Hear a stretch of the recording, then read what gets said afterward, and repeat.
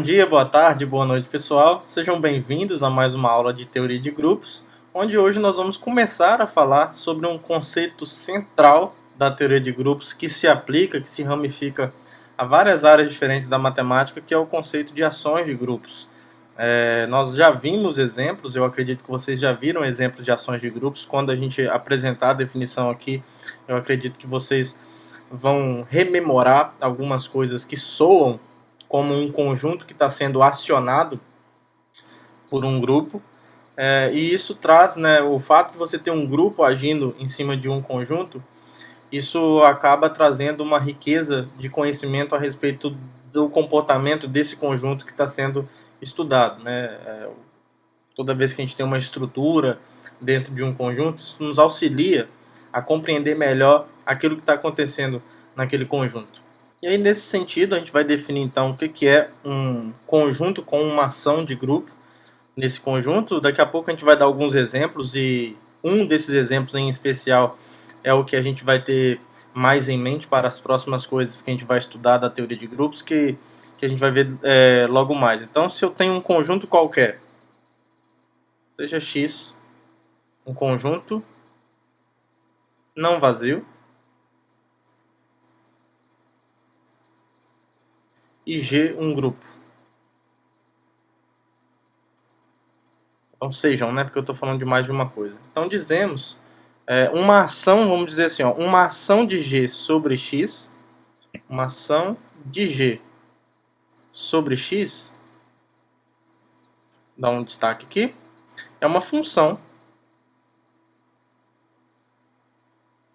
É uma função que sai, que a gente vai denotar por um pontinho, tá? É uma função que sai do cartesiano de G por X, indo em X, certo? Tal que, claro, a gente denota a imagem dessa função de maneira natural assim, ó. G vezes X, assim, tá? Mas isso aqui é só uma função, tá bom? É porque essa notação aqui psicologicamente é mais agradável. Mas a gente vai exigir que essa função satisfaça pelo menos duas propriedades aqui. Então é uma função que satisfaz essas duas condições. Primeira coisa, a gente quer que quando o elemento neutro do grupo G haja em cima de um elemento X, isso não aconteça nada, tá? Se aqui for o elemento neutro. Tudo bem? Então a gente vai exigir que o elemento neutro agindo em X, não acontece nada. Para todo X em X. E segundo, uma certa associatividade, porque, por exemplo, se eu pegar um G e um H pertencentes a G, eu posso obter esse elemento aqui, ó, que está em X, certo? Pela definição dessa função, ó. Se o H está em G e o X está em X, isso é H vezes X, estando essa função bem definida, isso é um elemento de X. Aí eu posso pegar um outro cara do grupo e agir de novo. Tá? Então eu vou pegar essas duas ações e a gente vai exigir que isso coincida com pegar o elemento GH no grupo G. Tá? Então aqui, ó, essa operação aqui é em G, tá? O GH aqui. E esse elemento agido em X ser a mesma coisa do que fazer essas duas ações dessa forma. Tá? Então a gente vai exigir que isso aqui aconteça, é uma espécie de associatividade. Que isso aqui aconteça então para todos G e H em G e para todo X em X. Tudo bem? Esse elemento aqui, ó, a gente costuma chamar de ação do Gzinho sobre o elemento X. Tá bom? É o resultado, a gente pode dizer assim, ó, isso aqui é o resultado da ação, do elemento G sobre o elemento X. Tá? Então, se a gente tiver uma função que associa cada elemento do grupo G e cada elemento desse conjunto X a um terceiro elemento, que aqui a gente vai denotar por G vezes X, G.x, satisfazendo essas duas condições, então a gente vai dizer que essa função é uma ação do grupo G no conjunto X. E aí, para o conceito ficar um pouco melhor entendido, sempre é bom fazer exemplos, até porque nesses exemplos a gente vai ver algumas das motivações para isso. Então, eu não vou por ordem de importância, talvez eu vou por ordem de, historicamente, como que essas ações aparecem quando a gente está estudando matemática. Tá? Pelo menos para mim, o primeiro exemplo que me vem à cabeça é quando eu tenho um espaço vetorial. Então, se a gente tiver aqui um espaço vetorial sobre um corpo, o produto desse espaço vetorial é uma ação. Claro que a gente tem que trabalhar no grupo multiplicativo, né? Então, considerando o grupo multiplicativo dos não nulos, considerando o grupo multiplicativo K estrela, o produto por escalar,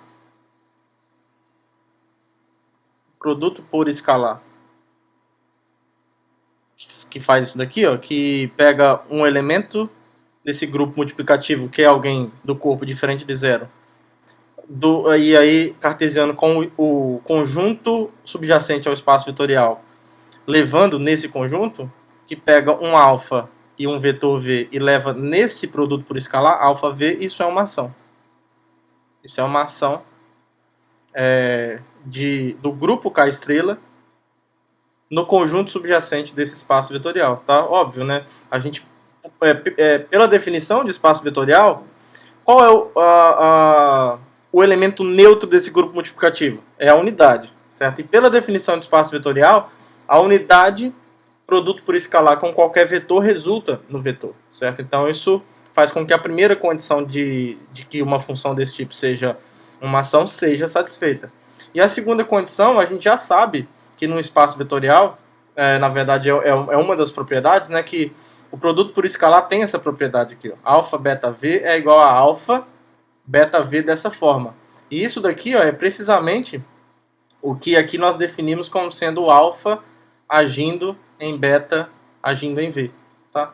Então, por conta dessa igualdade que já é verdadeira por uma das propriedades de espaço vetorial, isso aqui de fato define uma ação, tá bom? Então, o grupo multiplicativo que está, digamos, vivendo ali dentro de qualquer corpo, sempre pode ser utilizado para enxergar o produto por escalar de um espaço vetorial como uma ação desse grupo nesse espaço vetorial, no conjunto subjacente desse espaço vetorial.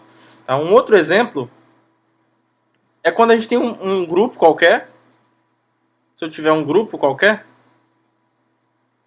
um grupo sempre age nele mesmo, dessa forma aqui, ó. Se eu tomar, só para a gente diferenciar, enxergar para o grupo e enxergar para o conjunto subjacente ao grupo, se eu tomar o conjunto X, que é o conjunto subjacente de V, digamos, a operação em G é uma ação. É uma ação de G em X. Como?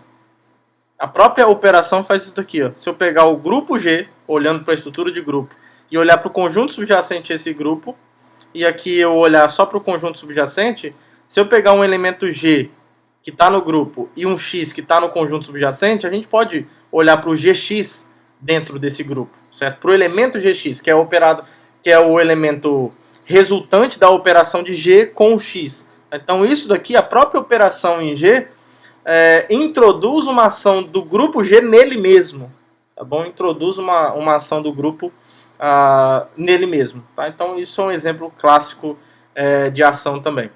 Um outro exemplo, claro, né, porque pela definição de elemento neutro no grupo, o EX é igual a X, e a gente sabe que a operação do grupo é associativa, tá? Então por isso aqui satisfaz as duas condições para que uma função desse tipo seja uma ação.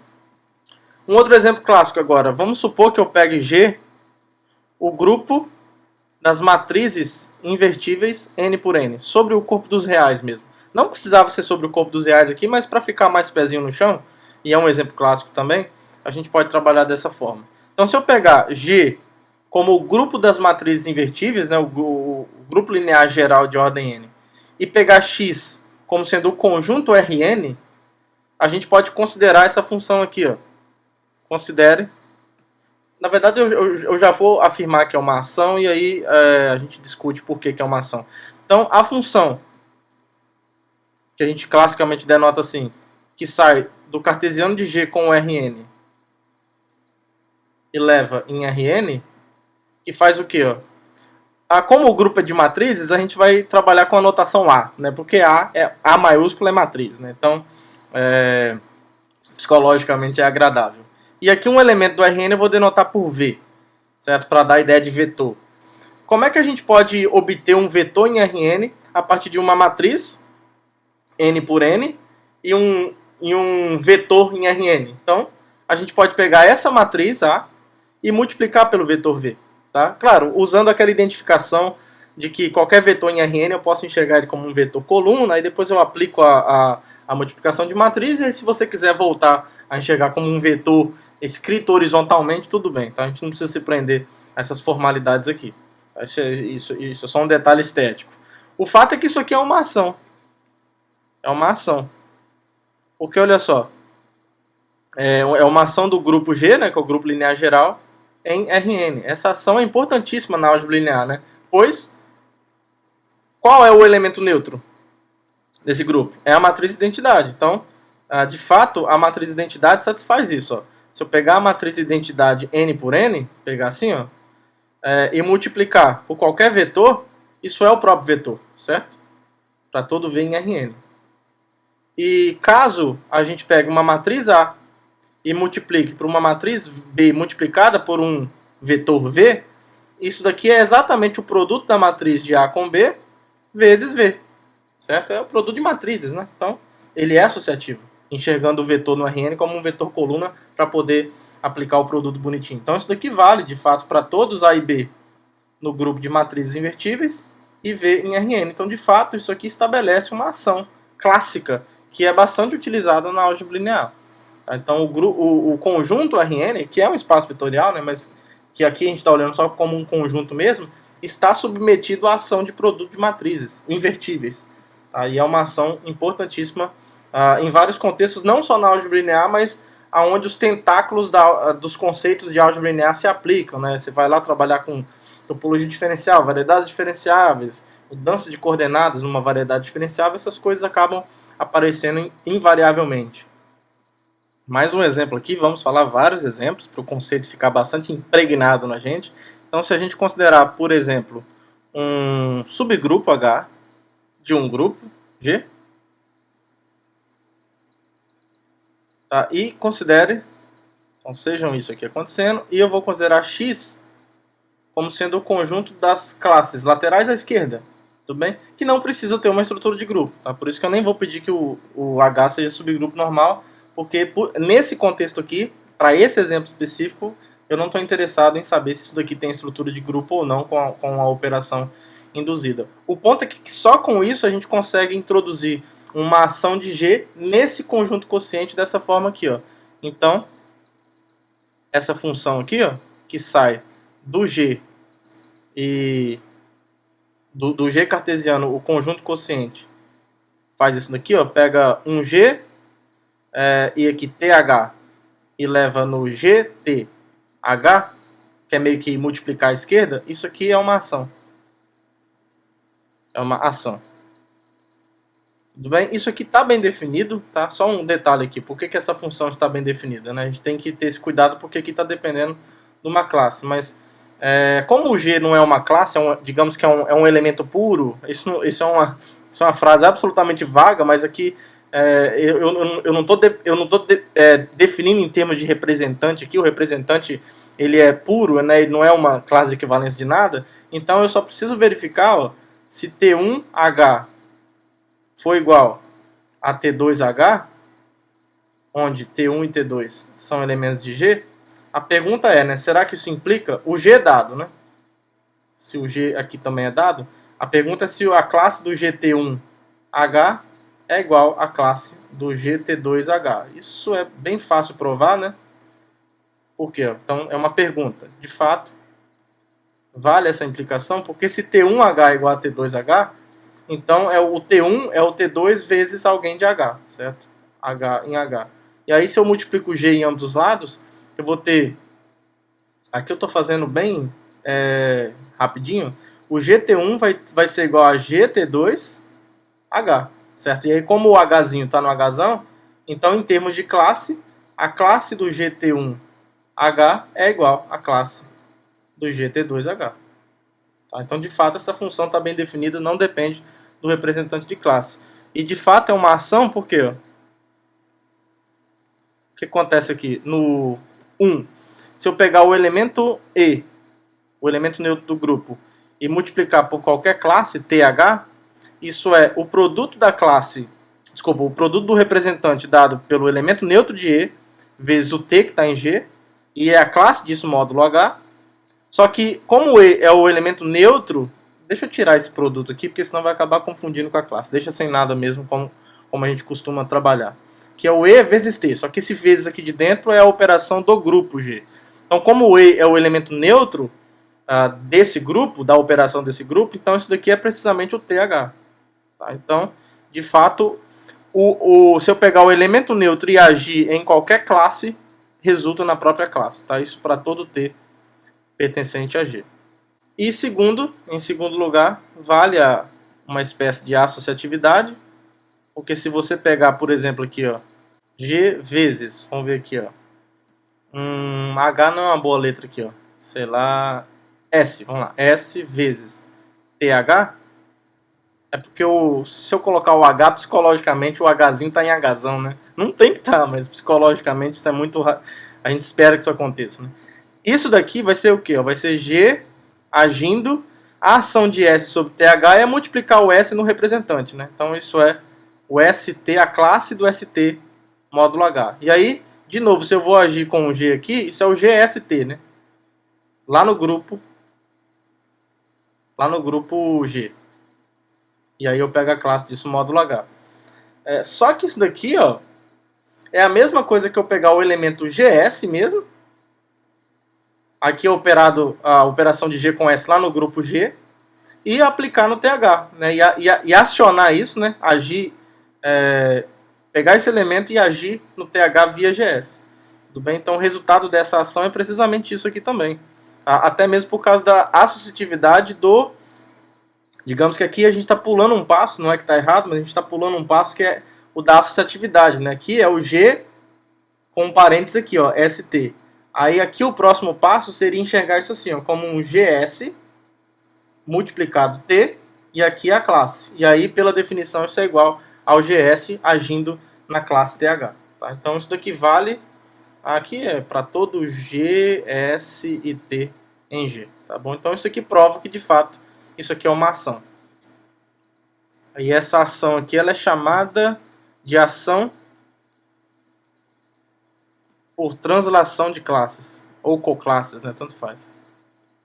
Translação de classe lateral. Tudo bem? É um nome só. Agora um exemplo com apelo geométrico bem legal é esse daqui, ó. Vamos considerar o grupo G, formado pelo círculo unitário, né? Lembra que isso aqui é um subgrupo dos complexos. E o X como sendo os próprios números complexos. Bom, então essa multiplicação aqui, ó, assim, esse produto, né, que na verdade vai ser uma ação do G, que é o S1, nos complexos, que leva nos complexos, que pega um alfa e um Z e leva em alfa vezes Z. Aqui é o produto dos complexos mesmos, isso daqui é uma ação. É uma ação do círculo unitário nos complexos, tá? Bem legal. Que é uma ação que depois a gente vai ver que tem tudo a ver com rotação, né? Porque o produto de complexos tem um apelo muito forte com o conceito de rotacionar, né? O elemento que está sendo multiplicado. Então aí aqui como o alfa está no círculo unitário, ele tem norma 1, ele tem comprimento 1, então ele também não muda o módulo, né? Então aqui ele só rotaciona mesmo por um ângulo que é exatamente o argumento desse número complexo que tem norma 1. Acabando os exemplos, tem mais dois, hein? Esse mais um. Esses dois são os mais importantes no contexto que a gente está estudando agora, da teoria de grupos, para as próximas coisas que a gente vai começar a analisar. E eu deixei eles por últimos justamente para ficar mais fresco na memória, que é a ação por conjugação. Como é que funciona essa ação? Ela funciona dessa forma aqui, ó. A gente considera o próprio grupo G, então seja G um grupo. Essa ação aqui também é do grupo G nele mesmo. Aí ela faz isso daqui, ó. Considere a ação, a função, né? Depois a gente vai mostrar que é uma ação mesmo. A função que pega um elemento do grupo G e alguém que está no conjunto subjacente a G. Eu vou chamar X igual a G de novo aqui não, para não atrapalhar. E essa ação, essa notação aqui não é muito boa, né? Não é muito legal porque pode ser que confunda com a operação. Eu vou provisoriamente eu vou chamar isso de estrela. Tá bom? Depois a gente vai ver como é que chama. Então pega um G em H e aqui o G estrela H, a gente define essa conjugação como sendo isso daqui, ó. G, H, G a menos 1. Tá? Isso aqui é o conjugado do elemento H pelo elemento G. Certo? Isso daqui é uma ação. É uma ação muito importante que a gente vai ver depois. De fato, olha só. Quando a gente considera o elemento neutro de E um X qualquer em G, olha só o que acontece. Ó. O E estrela X, ou seja, o conjugado de X por E é o que? É o E, X E a menos 1. Aqui, claro, né, a operação que é a do grupo. O EX é o próprio X. O E a menos 1 é o próprio E. E aí X operado com E é o próprio X, certo? Então, de fato, quando eu pego o E e ajo no X, acontece nada, né? Fica o próprio X. E segundo lugar, se a gente pega dois elementos G e H em G, o GH aqui não é uma boa, né? Vamos pegar G1 e G2. G1, G2 em G. Aqui também eu poderia ter colocado X, né? Poderia ter colocado X por razões psicológicas, tá? Fica melhor um X aqui, ó. Porque aí dá a ideia de um elemento que a gente não está preocupado com a estrutura. É só notação, tá, pessoal? É só loucura da minha parte, mas que às vezes ajuda o nosso cérebro a associar melhor as coisas. Então aqui, ó, o G1, G2 em G e um X em G, no conjunto subjacente, quando eu olho para o G1 estrela, né, G2 estrela X, isso é G1 estrela G2x G2 a menos 1. E aqui eu posso usar aquela linguagem do automorfismo interno, né? Eu poderia ter feito isso, inclusive, né? A gente poderia ter feito isso, mas tudo bem. Isso daqui, ó, é o automorfismo interno de G1 aplicado no automorfismo interno do G2, né? Olha só, isso aqui é exatamente o automorfismo interno associado a G aplicado em X. Então, isso aqui é a composição desses automorfismos internos, que a gente já sabe que é o automorfismo interno associado ao produto dos dois, G1 e G2x. E isso daqui é precisamente o G1, G2 agindo em X. Certo? Então, fica até mais fácil vendo dessa forma de mostrar que isso aí é uma ação. Tá? Então, e aí essa ação é chamada de ação por conjugação, que vai ter um papel central nos famosos teoremas de Sylow, digamos, são os principais resultados dessa nova parte que a gente inicia agora nesse estudo em teoria de grupos.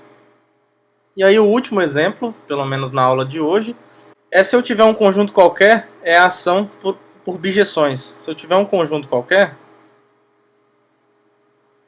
não vazio, lembra que a gente pode considerar o grupo das bijeções, né, de X. Né? Então, se eu tomar G como sendo o grupo das bijeções de X, esse grupo sempre age em X da seguinte forma. Então, considere a função, vou chamar de pontinho aqui mesmo, que sai do grupo G, que é o grupo das bijeções, cartesiano X e leva em X, e faz o seguinte, ó. Aqui o grupo das bijeções, bom, bijeção é legal denotar por F, né? Tudo bem, né? Então F, X, e a gente vai levar isso aonde, ó? Se F é uma bijeção de X e X é um elemento de X, ó, eu posso olhar para o elemento F de X que está em X. Tá? Isso daqui é uma ação. Que é uma ação de G em X. De fato, olha só o que acontece. De fato, quem é a identidade desse grupo, né, o elemento neutro? É a função identidade. Né? Então, quando eu olho para a identidade de G vezes um elemento de X, vezes aqui é a ação que a gente está considerando, essa candidata, né, a ação, isso aqui, por definição, é essa objeção aplicada em x. Só que essa objeção é a identidade, né? Então não faz nada. E isso aqui é verdade para todo x pertencente a x. Então a primeira condição para ser uma ação foi satisfeita. Em segundo lugar, se a gente pega dois elementos f e g aqui no grupo de objeções e x em x, o que vai acontecer se eu pegar o f agir na ação de g em x? Isso aqui, por definição, é o f. O g age em x aplicando, né, o g em x. E aqui o f age em g de x também está em x. Então isso aqui age aplicando f em g de x. Então isso aqui é o f, coloquei dois iguais, né? É muito igual, né? F de g de x. Só que isso daqui é precisamente o f bola g de x. Isso aqui, por definição, é a função f bola g, a bijeção f bola g, agindo em x. Tá? Então, e olha só, a composição é a operação do grupo de bijeções, certo? Então está acontecendo mesmo que f agindo em g agindo em x é o f operado com g no grupo G, que é o grupo das bijeções, agindo em x. Tá? Então, por definição, a segunda condição para ser uma ação é satisfeita e, portanto, isso daqui é uma ação do grupo de bijeções de um conjunto no próprio conjunto. Tá? Esse é um exemplo clássico que a gente vai usar bastante isso daqui para falar de representações de grupos.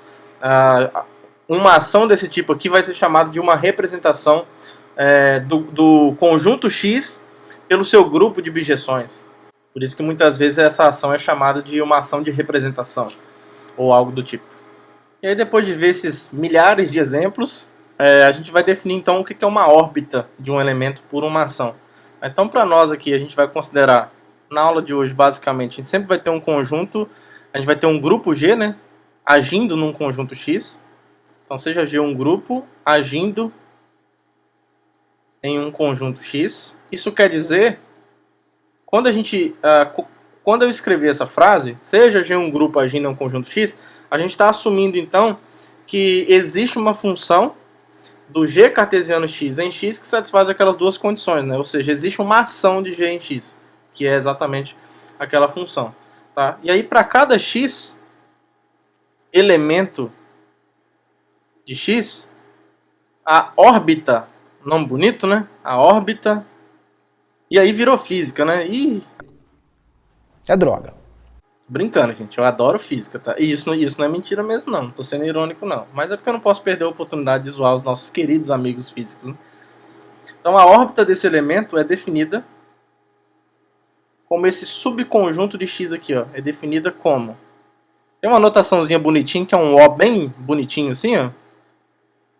O de X, que é o seguinte, ó. O que é a órbita? É eu fixar o elemento X e olhar para todas as ações de todos os elementos do grupo G em X, tá? Então é o conjunto formado por G agindo em X, onde eu vou fazer o G variar livremente aqui em G, tá? Nem sempre existe uma ilustração fiel, como eu vou fazer aqui agora, mas a ideia da órbita é a seguinte, ó, se o X for representado de maneira lúdica, dessa forma aqui, ó, a ideia é que se você tiver um elemento X aqui dentro, os caras que estão... Então, se o X estiver aqui, ó, os caras que estão na órbita são aqueles que podem ser obtidos a partir de X por uma ação desse cara. Então, quando você começa a variar o G, no G você vai obtendo novos elementos aqui em X. Tá? Aí você ilustra isso dessa forma aqui.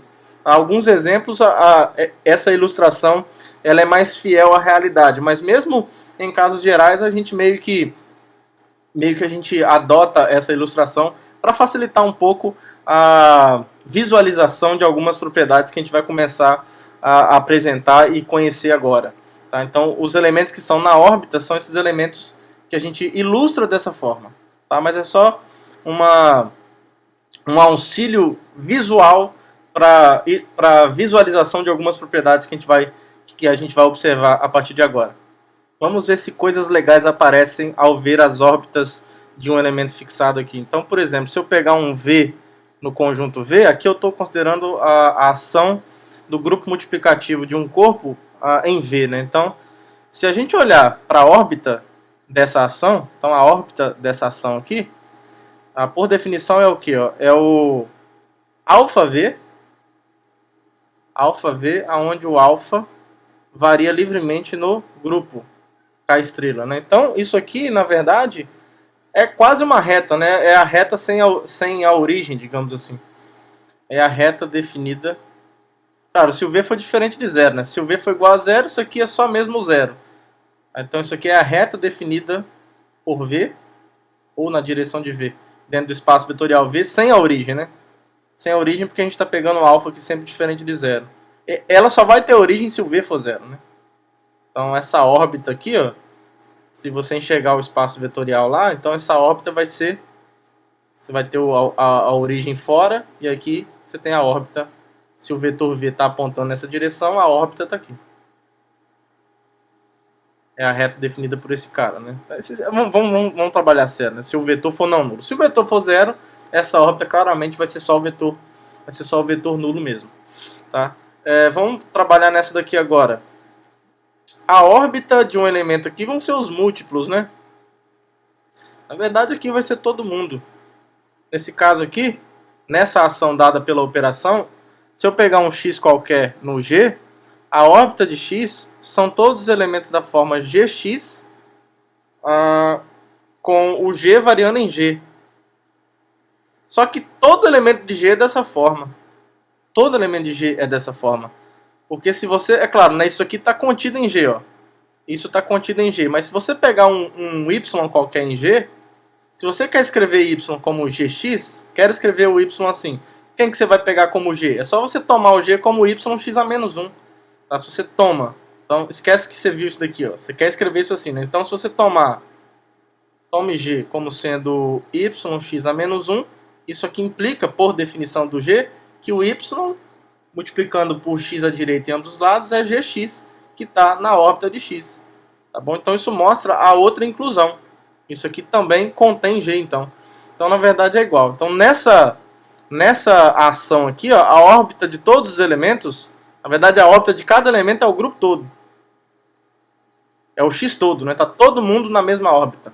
Tá? Tá todo mundo no mesmo lugar. O conjunto X todo é uma órbita só. Todo mundo tá na mesma órbita. Então, vamos ver. Beleza. Nesse daqui, vamos ver. Se você pega um V qualquer, seja um V qualquer em Rn.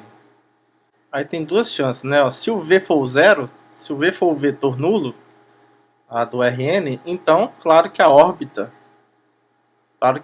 de V vai ser só o zero, né? Porque se você pegar matrizes, mesmo que não fossem invertíveis, mas se você pegar matrizes invertíveis e aplicar em zero, só resulta zero isso, né? Então, isso aqui vai ser só o zero, só o vetor nulo, a órbita de V.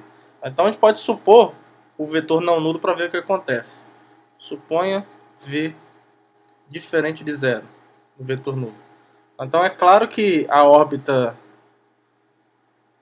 de V está contida em Rn. A gente vai mostrar que vale a inclusão contrária. Olha só o que acontece. Ó. Se eu pegar U em Rn qualquer, a gente quer encontrar alguma matriz. Na verdade, isso aqui está contido no Rn menos zero. Tá? Menos o vetor nulo, porque se eu pego um vetor não nulo e aplico uma matriz invertível nesse vetor, isso é a mesma coisa que você aplicar um isomorfismo, né? Então vai continuar sendo diferente de zero. Tá? Então essa órbita está contida no Rn menos zero. Agora, ao contrário aqui, então se a gente pegar agora um vetor não nulo, U, a gente vai mostrar que ele pode ser escrito da forma A vezes V para alguma matriz invertível. Então, para fazer isso, aí é um probleminha de álgebra linear. A gente, como esses dois caras são diferentes de zero, a gente pode considerar uma base, então sejam B, na verdade não é definindo, né? Na verdade a gente sabe que existe. Pela álgebra linear, eu sei que existe uma base B do Rn, onde o primeiro elemento é o U. Tá? Então o 1 é igual a U, e aí como ele é diferente de zero, ele está em alguma base do Rn. Então vou pegar uma base do Rn contendo 1 e B', uma base do Rn contendo esse V. V1 igual a V, e os demais elementos estão aqui que não me interessam saber quais são, eu sei que a gente pode completar essas bases. Aí a matriz A, eu vou tomar elas assim, ó. Deixa eu só abrir mais um espacinho aqui, porque aqui a gente precisa de um argumento um pouquinho maior. Né? A matriz A gente vai definir assim, ó, como eu quero que A vezes V seja igual a U, né? Então eu vou definir... eu tenho que definir só uma notação rápida aqui, ó. Eu vou olhar para a matriz invertível, dada pela matriz formada por esses vetores colunas, né? Então, já que esses caras estão em Rn, eu posso considerar a matriz n por n formada por esses caras. O 1 até o n e o B', a mesma coisa, só que com os V's, né? Então, B' aqui eu vou definir, vou colocar esse colchete ao redor para dizer que é a matriz cujos vetores colunas são V1 até Vn. Aqui, V1 até Vn. Tudo bem? Só um parênteses aqui para a gente poder trabalhar certinho. E aí eu quero que A vezes V seja U. Então vocês vão ver que se eu tomar a matriz A dessa forma aqui, ó, com a matriz B, que é invertível, é bom que se diga, ó, isso aqui é invertível, porque os vetores coluna formam uma base, isso daqui também é invertível, então está no grupo linear geral.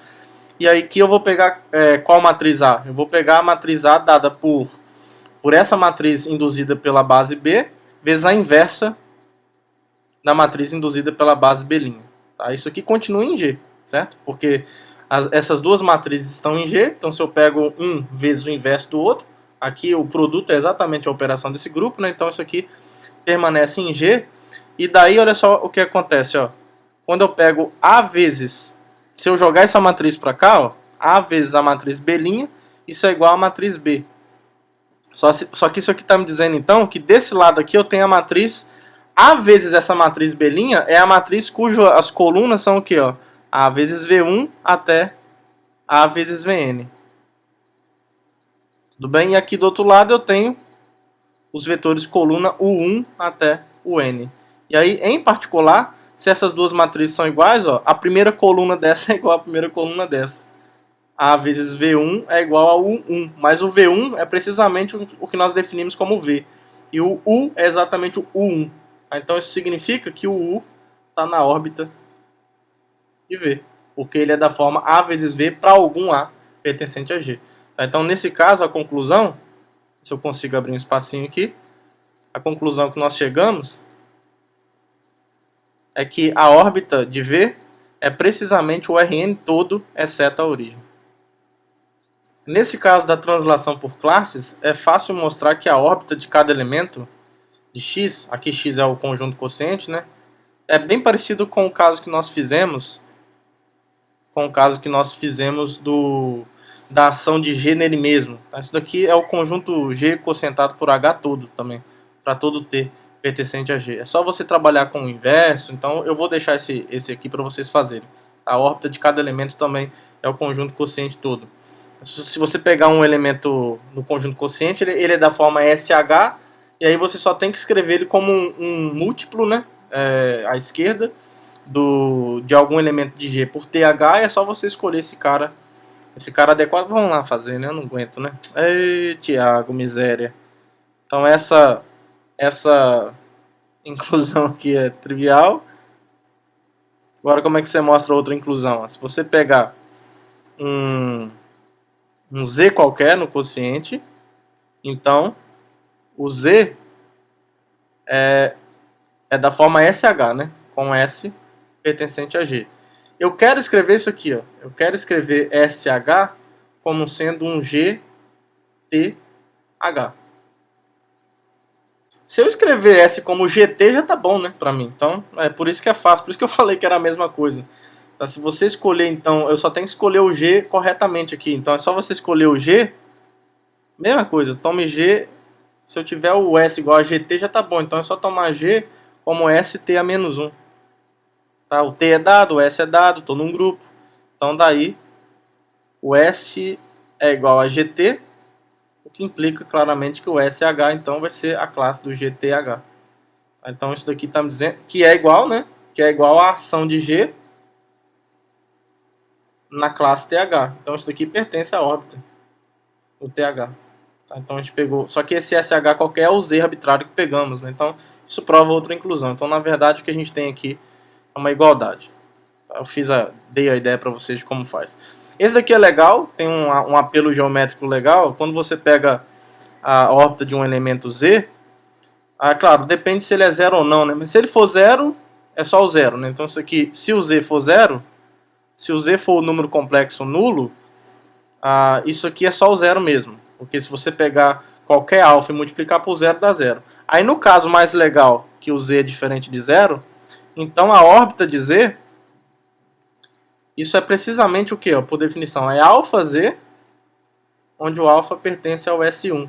Isso daqui vai ser precisamente o círculo de raio módulo de z e centro na origem. Isso daqui vai ser exatamente os elementos, vamos colocar assim, W nos complexos, tais que o módulo de W é igual ao módulo de Z. Porque se alfa está em S1, alfa vezes Z é o produto mesmo de números complexos. E como o alfa tem módulo 1, ele não altera o módulo. Né? Então o módulo de alfa vezes Z vai ser igual ao módulo de Z mesmo. Então essa inclusão foi. Agora, se você pega agora então assim, isso daqui, ok, né? Agora, para provar essa outra inclusão, se você pega um complexo W que tem a mesma norma que o W, como esse cara é diferente de zero, a gente pode escolher o alfa assim, como sendo W vezes Z a menos 1, lá nos complexos.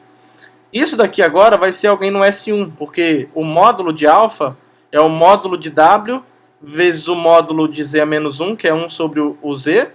E aqui eu tenho o módulo de W vezes 1 sobre o módulo de Z, e esses caras são iguais. Então, isso aqui é 1, então o alfa está em S1, certo? Então, isso mostra... E aí, claro, né? Se o alfa está em S1, a gente tem imediatamente pela definição de alfa que o W é alfa Z.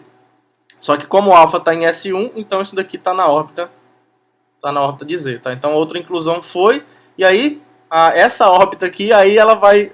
digamos que o nome é mais fiel ao que está ocorrendo mesmo, né? Se você pegar um Z qualquer aqui, ó, a órbita do Z por essa ação, de fato é esse círculo, né? Que parece mais uma órbita mesmo. Então todos os elementos aqui desse círculo, que tem raio exatamente módulo de Z, formam a órbita de Z aqui. Qualquer outro elemento que está na órbita de Z está nesse círculo aqui. Bom, na ação por conjugação, como o próprio nome diz, né, a órbita de um elemento vai ser formada pelos elementos que são conjugados a esse cara fixado. A órbita de X, pela definição, é o Gx. G é menos 1, onde o G varia em G. Né? Então são todos os conjugados de X por elementos do grupo G. E por fim, no item 7, no exemplo 7, a órbita de cada elemento X vai ser o conjunto X todo, porque olha só, se você fixa um elemento X em X, vamos mostrar aqui que a órbita de X é o conjunto X todo. Então, essa inclusão aqui é imediata. E a volta, se você pega um Y em X qualquer, a gente quer encontrar uma bijeção, né? A gente quer encontrar uma bijeção tal que o y é f de x. Aí é fácil, porque olha só, eu posso considerar essa função aí. Aqui, ó, considere a função f de x em x dada por... Eu vou usar a letra z como variável, tá? Porque x aqui está sendo dado e o y também está sendo dado. Então, vou definir assim, ó, f de z para mim vai ser, eu quero que o f de x seja y, né? Então, vai ser y, se o z for igual a x, tudo bem? Vai ser x, se o z for igual a y, e vai ser o próprio z, se o z não pertence ao conjunto xy, certo? Ou seja, se o z é diferente de x, diferente de y. Então, f é a identidade fora de x e y, e o y em x ele troca de posição, tá? Eventualmente, se o x for igual a y, então você pode pegar a própria identidade mesmo, tá? Isso daqui é uma objeção. Fácil mostrar que isso é uma objeção.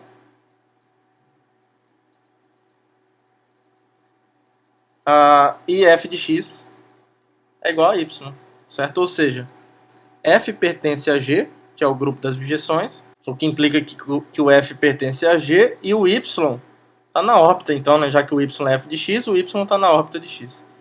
Então, fechou, né? A órbita de x é igual a x para qualquer x pertencente a x. Tá? Lá na frente, essas ações que nós vimos aqui, em que a órbita de um elemento dá o conjunto todo que você está agindo, a gente vai ver que algumas ações com algumas propriedades satisfazem isso, tá? As ações ditas transitivas, por exemplo, vão satisfazer isso, e elas vão cumprir um papel bastante importante. E para nós aqui é muito importante que essa ação aqui, pela permutação, né, digamos assim, a ação induzida pelas bijeções, é muito importante que isso se comporte dessa forma, porque lá na frente isso vai ser bastante importante para o conceito de representação de um conjunto via grupo.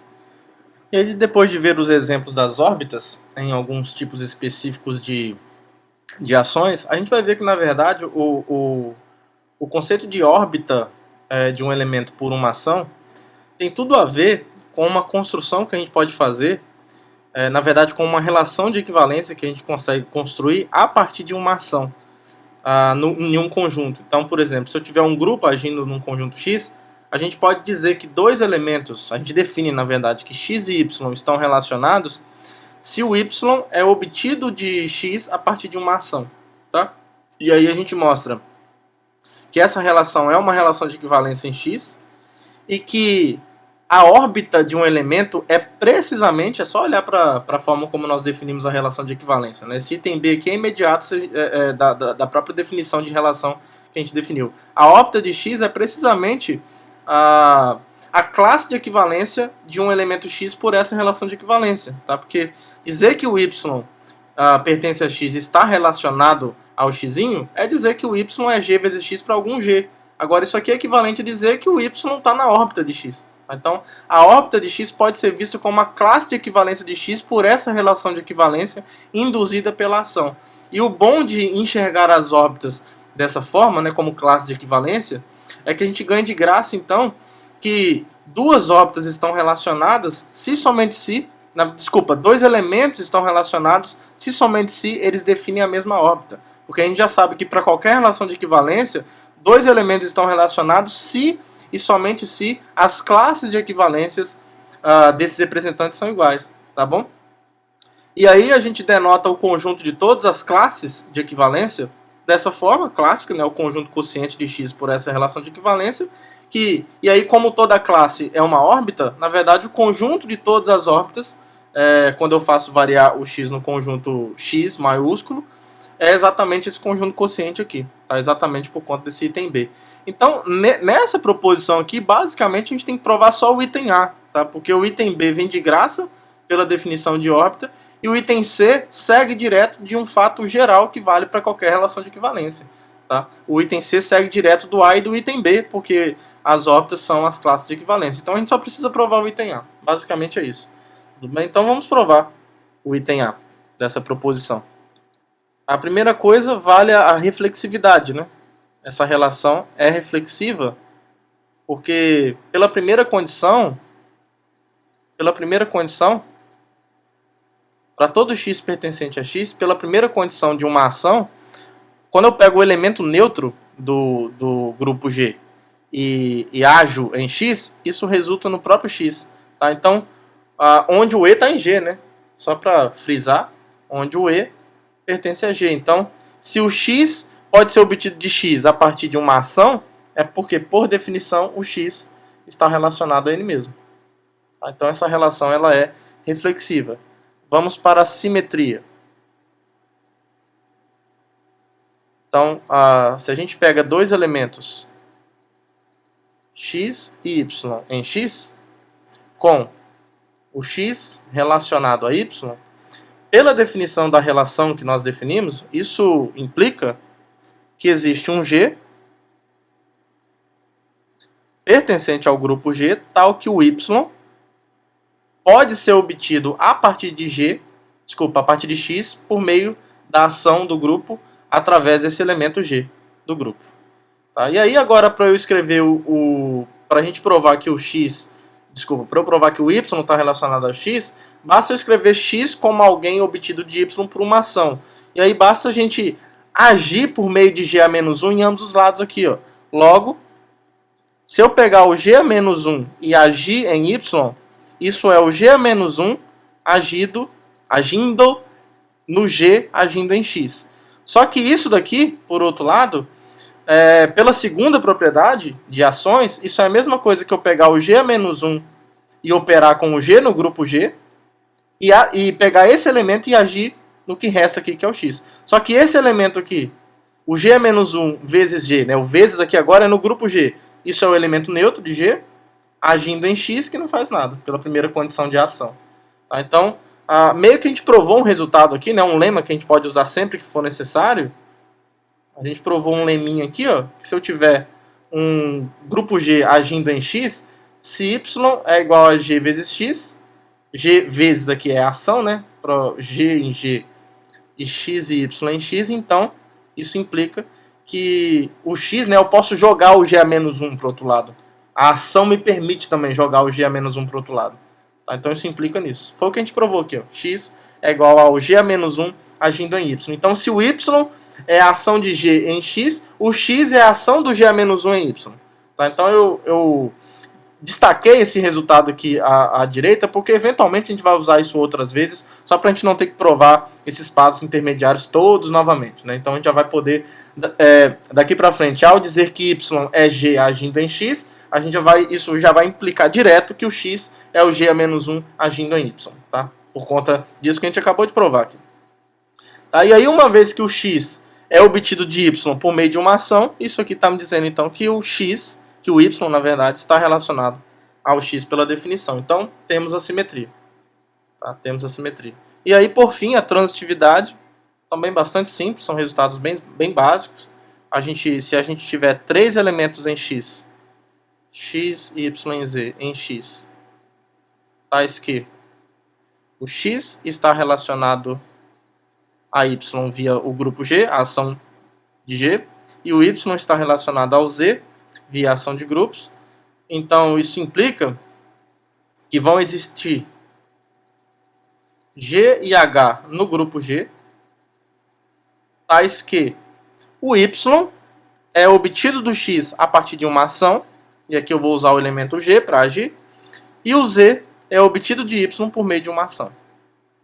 O que a gente quer mostrar é que o Z é obtido de X por meio de uma ação. Tá? Mas agora ficou fácil, porque ó, a gente vai usar a propriedade 2 de ações de novo. Ó. O Z, que é o H agindo em Y, isso é o H agindo no G vezes X. No G agindo em X. E aí, usando a segunda propriedade de ação, isso é o HG agindo em X. Onde esse HG aqui ó, é o elemento no grupo G obtido pela operação de H com G lá dentro. Tá? Então isso aqui, pela definição da coisa ser um grupo, né? Então isso aqui está em G. Tá bom? Então se eu tenho Z obtido de X pela ação de um elemento do grupo G, a gente pode concluir então que o X está relacionado ao Z. Tá bom? Então isso fecha a demonstração do item A. E como eu disse para vocês, o item B e C seguem imediatamente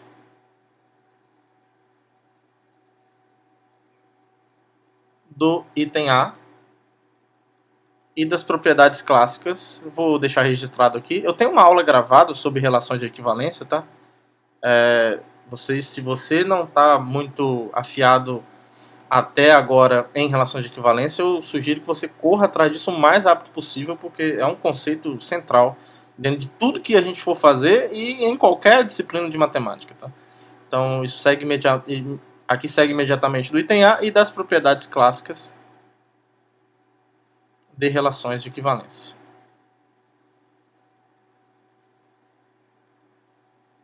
Tudo bem? Então, isso fecha a demonstração dessa proposição. E aí, como um corolário, a gente consegue mostrar, então, na verdade, é um corolário imediato, que se eu tiver um grupo G agindo num conjunto X, então quando eu olho para a união de todas as órbitas, isso me dá o conjunto X todo, porque a gente já sabe que isso é verdade agora, porque cada órbita é uma classe de equivalência, onde a relação envolvida está definida em X. Né? Então a gente já sabe, por exemplo, que quando eu tenho uma relação de equivalência em X, num conjunto X, o X é a união de todas as classes de equivalência. Certo? Só que como as classes equivalentes são as órbitas, então X é a união de todas as órbitas. Tá? Então o item A é imediato por isso. E o item B também é imediato pelo fato da gente saber que as órbitas são classes de equivalência. Tá? Então se eu tenho x e y pertencentes a X, então ou a interseção entre duas órbitas é vazia ou elas são iguais. É assim, é 8 ou 80. Aí a gente não tem nada o que escrever aqui, a não ser dizer que isso segue imediatamente das propriedades clássicas de relações de equivalência. Porque a gente já sabe que as órbitas, vou repetir de novo, as órbitas são classes de equivalência. E classe de equivalência ou tem interseção vazia ou são iguais. Não tem para onde correr. Tá? Então esse corolário eu não vou nem escrever nada porque eu deixei aqui como um registro. Tá? Está registrado o resultado. Né? Então o X é a união de todas as órbitas. Tá? E para dois elementos diferentes, as órbitas as órbitas são disjuntas ou são iguais. Tá? É bem drástica a coisa mesmo. Beleza? Então fica aí registrado esse resultado.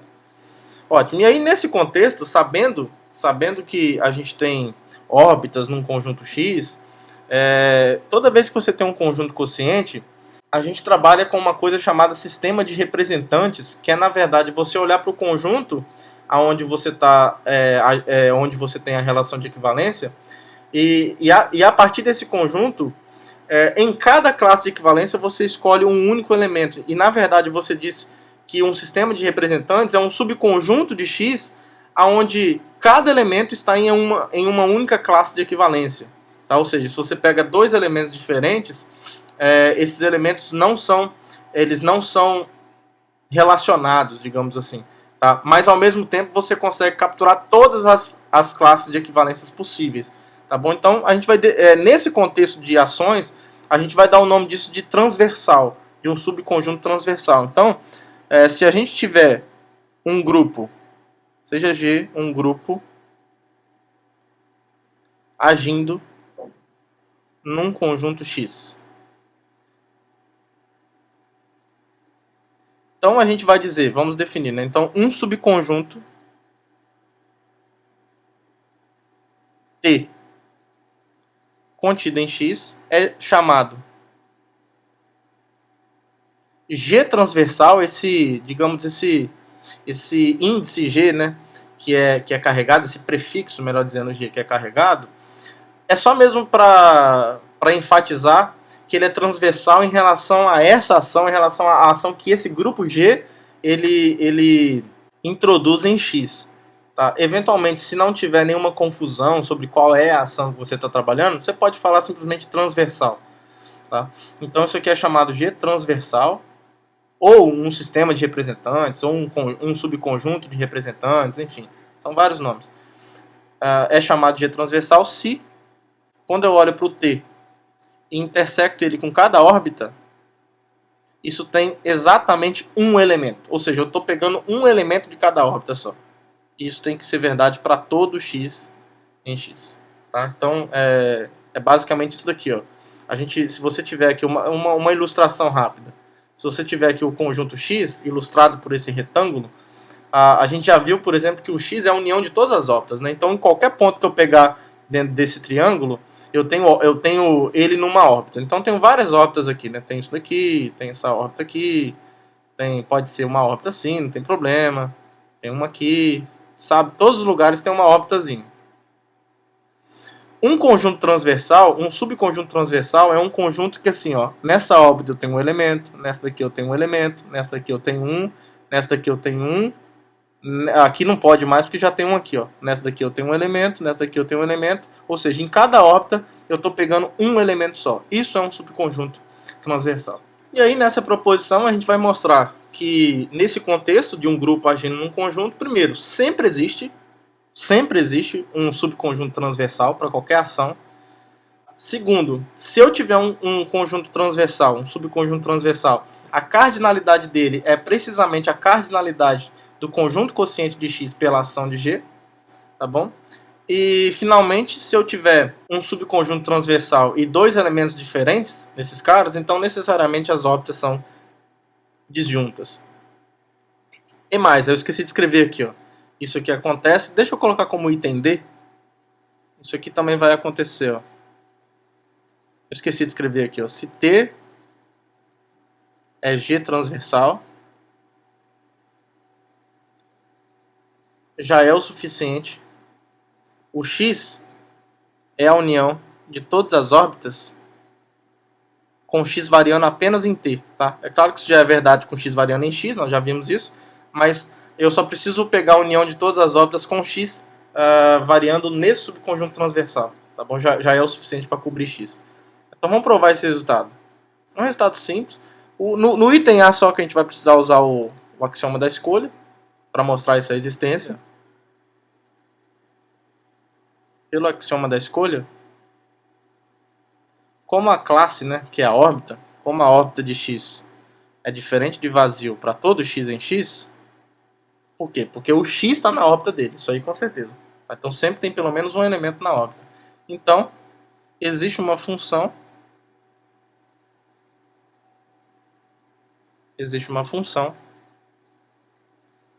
que eu vou chamar de φ, que sai do conjunto de todas as classes, né? Que é o conjunto de todas as órbitas, só para deixar claro, e vai na união de todas as órbitas, que é o x, né? Isso aqui é precisamente o x. E essa função faz o quê? Ó? Em cada elemento daqui, você escolhe um. Em cada elemento, que é um conjunto, você escolhe um elemento dele. Tá? Então, existe uma função φ que faz esse papel, uma função escolha. Tal que, eu vou escrever assim, ó, tal que φ de alfa pertence a alfa, né? Então, para cada alfa, eu estou escolhendo um elemento dele. Todo alfa pertencente ao conjunto das classes aqui. Certo? Ao conjunto quociente de x pela ação. Tá? E aí, por razões psicológicas, para cada alfa pertencente a esse quociente, denote essa escolha que você fez por x alfa, que é um elemento em x, certo? Além dele estar em alfa, ele está em x. E aí eu afirmo para vocês que alfa é igual à órbita desse x alfa para todo alfa pertencente ao conjunto das classes da ação. Tá bom? Por que isso acontece? De fato, se eu pegar um alfa aqui qualquer, alfa está nesse conjunto de classes, né? É o conjunto das órbitas. Então ele é a órbita de alguém. Então, daí existe um, sei lá, vamos chamar de y. Y pertencente a x, tal que o alfa é a órbita de y. Certo? E assim que acontece. Logo, quando eu digo que o x alfa pertence a alfa, eu estou dizendo isso daqui, ó. Então o x alfa pertence a alfa e o alfa é a ordem de y, certo? Agora isso aqui está me dizendo então que o x alfa está nessa interseção. O x alfa sempre está na sua órbita, né? Qualquer elemento está na órbita dele e está nessa interseção. Então isso aqui implica que essa interseção aqui é não vazia. Isso é diferente de vazio. E aí, se é diferente de vazio, nós já vimos que se duas órbitas são não disjuntas, então elas são iguais. Então, a órbita do x-alfa tem que ser igual à órbita do y. Tá? Agora, a órbita do y aqui, ó, é precisamente o alfa. Foi assim que o y nasceu. Tá? Então, o alfa é igual à órbita do x-alfa. Tudo bem? E aí, essa propriedade vai ser importante. Essa propriedade vai ser importante para a gente mostrar agora que se eu tomar t, vou tomar t aqui, ó, como sendo o conjunto de todos esses x-alfas. Esses caras são os representantes, né, onde o alfa aqui varia no conjunto quociente. Isso aqui está contido em x, porque todo x-alfa pertence a x, e o que a gente vai mostrar é que esse cara é transversal. T é G transversal, né, para ser mais preciso. Então, de fato, para mostrar isso, eu tenho que mostrar que a interseção de T com qualquer órbita tem apenas um elemento, né? Então, seja x pertencente a x qualquer, se eu tomar beta precisamente como sendo a órbita de x, isso daqui pertence ao x quocientado por g, certo? Ao conjunto das classes. E aí, pela afirmação que nós provamos, a gente tem aqui que o beta é a órbita do x-beta, né? Então, assim, pelo que nós vimos, o beta é igual à órbita desse elemento x-beta. E o que a gente consegue provar agora é que a interseção de t com a órbita de x é só esse x-beta. É só esse x-beta. Por quê? Por definição, o x-beta pertence a t, certo? por definição, x-beta pertence a T, porque T é formado por todos os x-alfas, onde o alfa varia no conjunto quociente, o beta é um desses elementos do conjunto quociente, né? Então o x-beta pertence a T, e como a órbita do x-beta é igual à órbita do x, então isso está nos dizendo que o x está na órbita de x. Desculpa, que o x-beta está na órbita de x, né? A classe do x-beta está na classe do x. Então, o x-beta está na órbita do x-beta, né? E aí a órbita de x-beta é igual à órbita de x, então isso implica que o x-beta pertence à órbita de x. Então, assim, essa inclusão aqui a gente já tem. Ó. O conjunto que tem apenas o x-beta está contido a interseção de T com a órbita de x. O que a gente quer provar agora é a inclusão contrária. Então vamos pegar agora, por outro lado, vamos pegar um elemento nessa interseção. A gente vai mostrar que necessariamente tem que ser o x-beta. Por outro lado, seja U na interseção de T com a órbita de x. Então, como U está em T, pela definição de T, o U tem que ser algum x-alfa, né? Então, existe um alfa nesse quociente tal que U é x-alfa.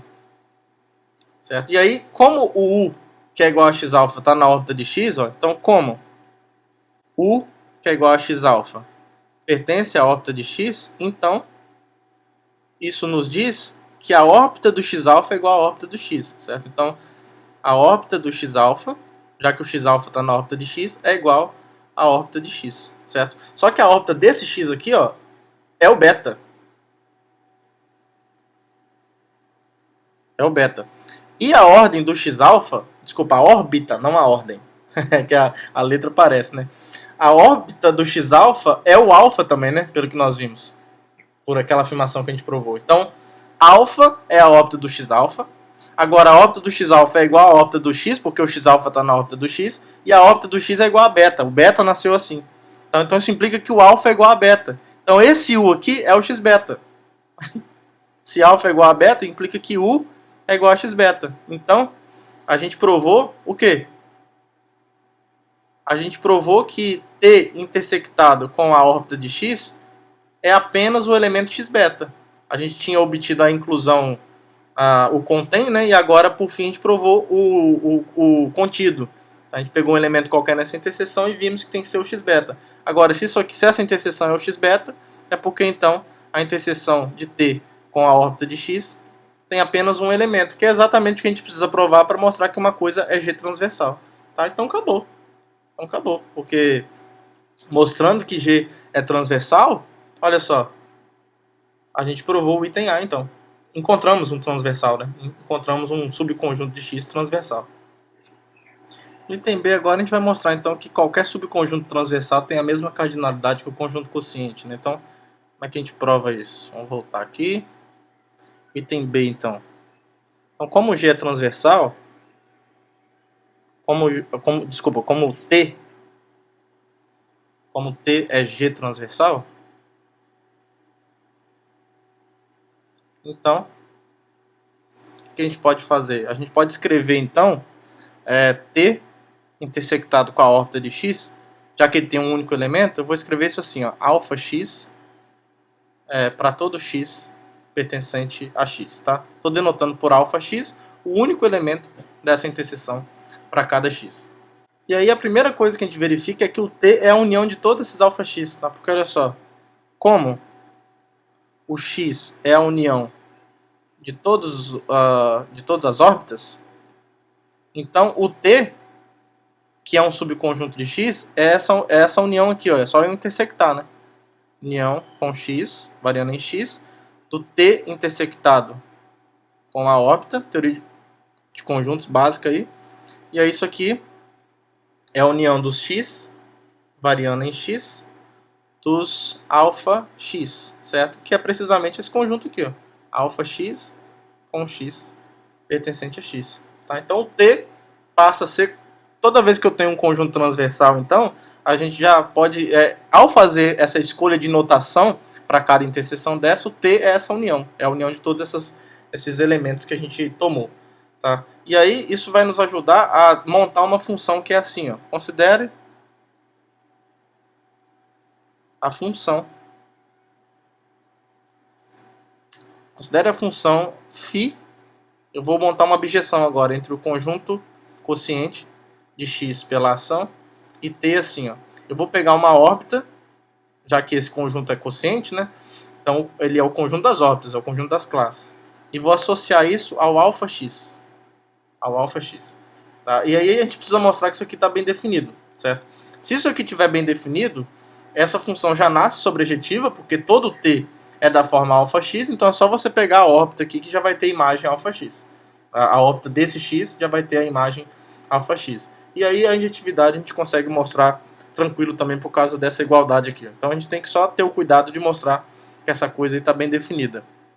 Tá? Então φ, primeira afirmação aqui, ó, φ está bem definida. De fato, vamos supor então que eu tenha dois elementos x e y pertencentes a x, tais que a órbita deles é iguais, né? Tais que as suas classes de equivalência via a relação induzida pela ação, as classes de equivalência sejam iguais. Eu tenho que mostrar então que o αx é igual a αy. Aí vai ficar fácil, porque olha só. Logo, esse conjunto aqui, ó, que tem apenas o elemento αx, é igual a t intersectado com a órbita de x. Só que como a órbita de x é igual à órbita de y, isso é t intersectado com a órbita de y, que é igual ao conjunto formado apenas pelo elemento αy. Então, se o conjunto formado apenas por αx é igual ao conjunto formado apenas por αy, é porque, então, αx é igual a αy. Tá? Então, isso prova que a função φ está bem definida. Ela é claramente sobrejetiva, tá? Claramente.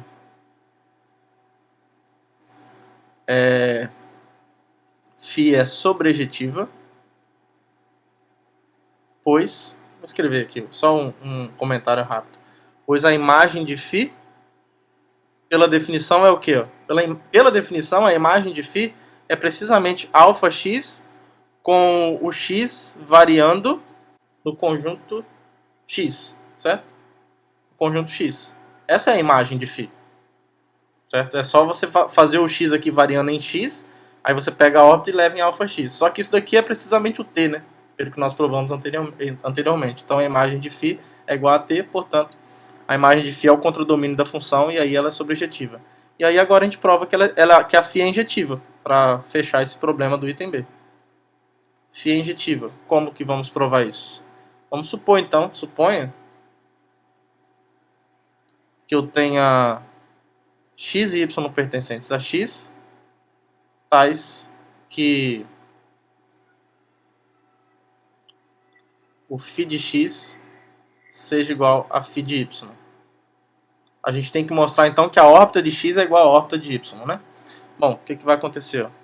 Logo, o φ de x é o αx, né? Então o αx é igual a αy, o que implica que essa interseção aqui é igual. Tá? Então isso aqui está me dizendo, por exemplo, que o αx pertence à órbita de x, certo? Porque o αx pertence a t e pertence à órbita de x, certo? Agora, se o αx pertence a essa interseção, como esses dois caras são iguais, eles também pertencem a essa interseção.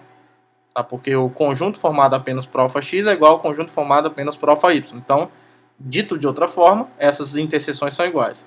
Então, se o αx pertence a essa interseção, ele pertence a essa outra interseção também. E aí, em particular, ele pertence à órbita de y também.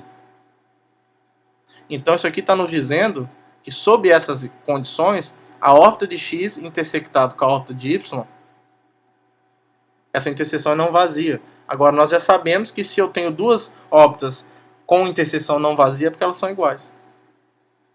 Então, a órbita de x é igual à órbita de y. Tá? Então, se eu tenho φ de x igual a φ de y...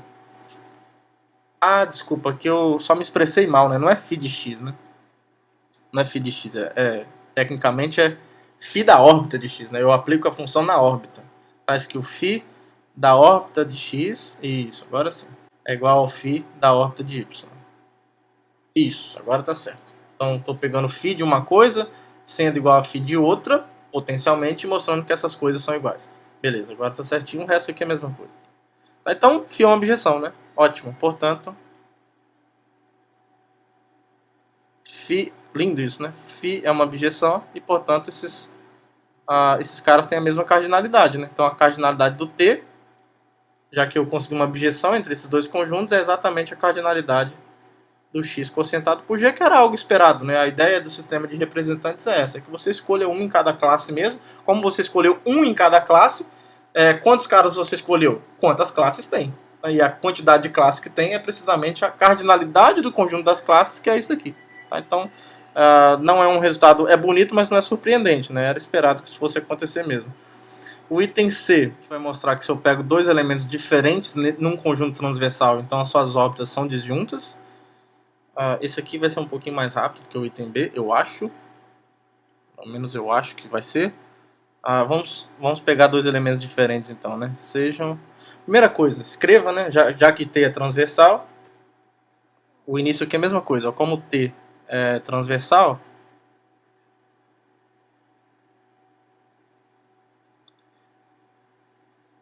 então escreva a interseção de T com cada órbita, dá um nome para esse único elemento, chama de alfa x. Isso para todo x em x. Então, desse modo, se a gente supõe, a gente pode fazer a contrapositiva, né? Suponha que x e y pertencem a x e a órbita de x intersectado com a órbita de y seja diferente de vazio. A gente tem que mostrar que o x é igual a y. Aqui, na verdade, é o xy em t, né? Não é elementos quaisquer em x, não. É em t. A gente quer mostrar, então, que a ordem... se eu suponho que essa interseção é diferente de vazio, a gente quer mostrar que o x tem que ser igual a y, né? Aqui, nesse caso, quando eu suponho que o x e y pertence a t, olha só que coisa interessante que vai acontecer. Ó. Assim, o x pertence a t, certo? Porque o x pertence a t. E o x está na sua órbita, certo? X está na órbita de x. Todo elemento está em sua órbita. Então, ele pertence ao conjunto que só tem o alfa x. Então, quando o x está em t, olha só que bonito que acontece. O x é o próprio alfa x. E, analogamente, você faz a mesma coisa para o y e conclui que o y é igual a alfa y. Beleza, né? Então temos essas duas informações. Quando eu suponho que essa interseção é não vazia, eu estou dizendo que as suas órbitas são iguais, certo? A gente já sabe disso. Então, por outro lado, como essa interseção aqui é não vazia, a gente já sabe que isso implica na igualdade das órbitas. Então, a órbita de x tem que ser igual à órbita de y. O que vai nos dizer que a interseção com a órbita de x, com t, tem que ser igual à interseção de t com a órbita de y. Certo? Só que isso daqui é o conjunto que contém alfa x, e isso daqui é o conjunto que contém alfa y. Só que olha só, por conta dessas duas igualdades aqui, isso daqui é o conjunto que contém x, e isso aqui é o conjunto que contém y. Então, x tem que ser igual a y. Beleza? Então, provamos pela contrapositiva, tá? Provamos o item C pela contrapositiva. Se a interseção é não vazia, então x é igual a y. Dito de outra forma, se o x é diferente de y, então a interseção é vazia. Tá? Então o item C está demonstradinho também. Vamos ao item D. O item D é que quando eu tenho um conjunto G transversal, basta eu considerar todas as órbitas de elementos desse conjunto transversal, que isso já vai cobrir todo o x. Então como é que a gente prova isso? Então é claro que essa união aqui, ó, a união dos x variando no conjunto transversal das órbitas está contida em x. Isso aí, cada órbita é um subconjunto de x, né? O que a gente precisa provar aqui é a outra inclusão, né? Então vamos pegar agora um z qualquer em x. Certo? Um z qualquer em x. E aí olha só, a gente já sabe que essa interseção aqui tem um elemento. Ó. Então sabemos como t intersectado com a órbita de z tem um elemento, na verdade é um só, né? isso aqui é diferente de vazio, então podemos tomar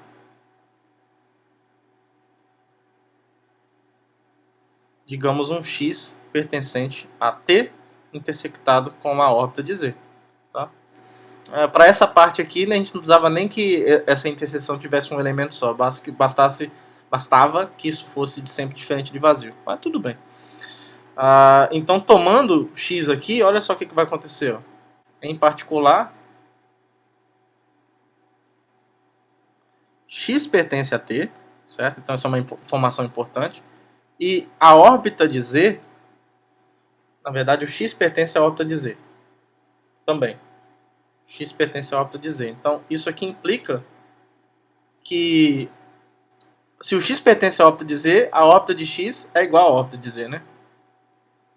Tudo bem? Nós já vimos isso. Classe de equivalência. E aí, olha só o que vai acontecer. O Z está na órbita de Z, né? Assim.